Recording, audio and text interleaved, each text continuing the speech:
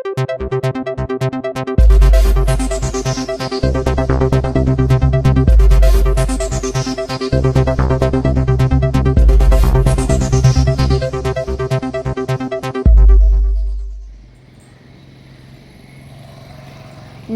Cadet corps NCC दिवस पालित कुल 480 cadets ने अंश ग्रहण किया, जिसमें 2 कॉलेज व 5 विद्यालय शामिल रहे।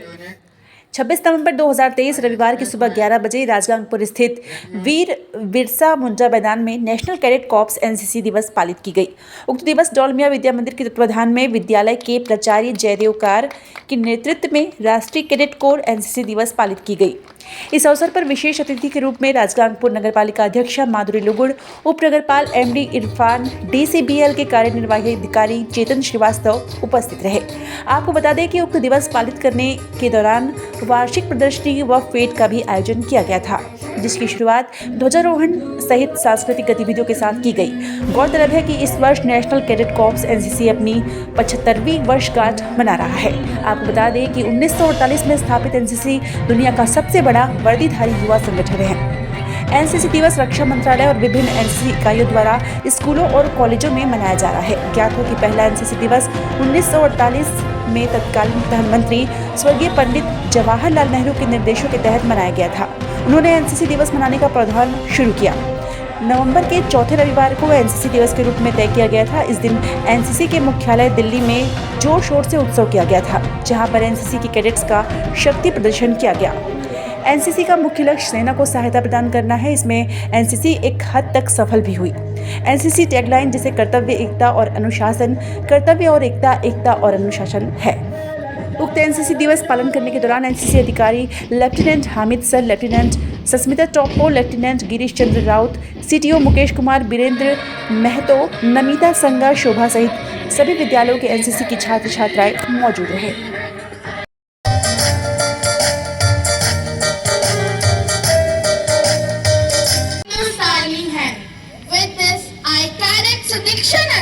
And I Cadet Siddharnanda of Nirmala English School are your hosts for this today's event, and we wish you all a very happy NCC Day.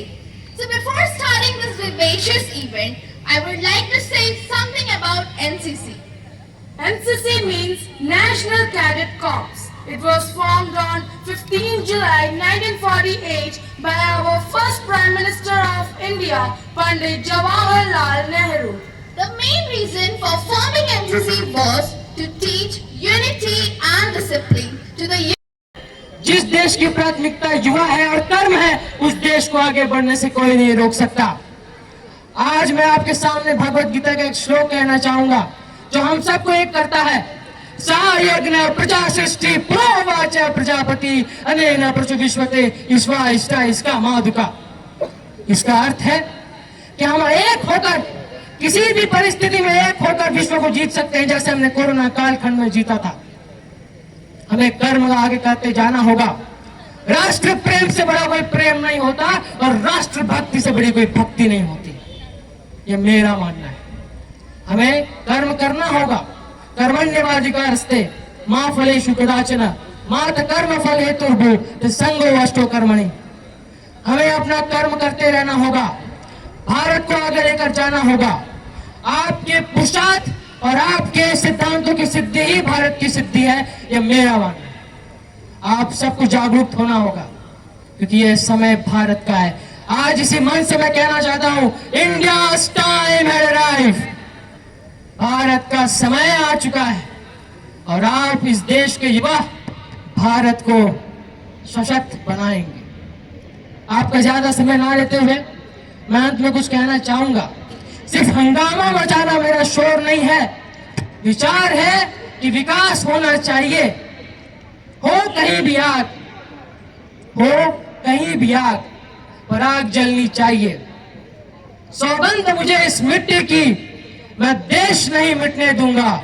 मेरी धरती मुझसे पूछ रही कब मेरा कर्ज चुकाओगे, मेरा अंबर मुझसे पूछ रहा कब अपना धर्म निभाओगे। मैंने वचन दिया भारत माँ को, मेरा वचन है भारत माँ को, तेरा शीश नहीं झुकने दूंगा। सौगंध मुझे इस मिट्टी की, मैं देश नहीं मिटने दूंगा, ये देश नहीं झुकने दूंगा। बहुत बहुत धन्यवाद।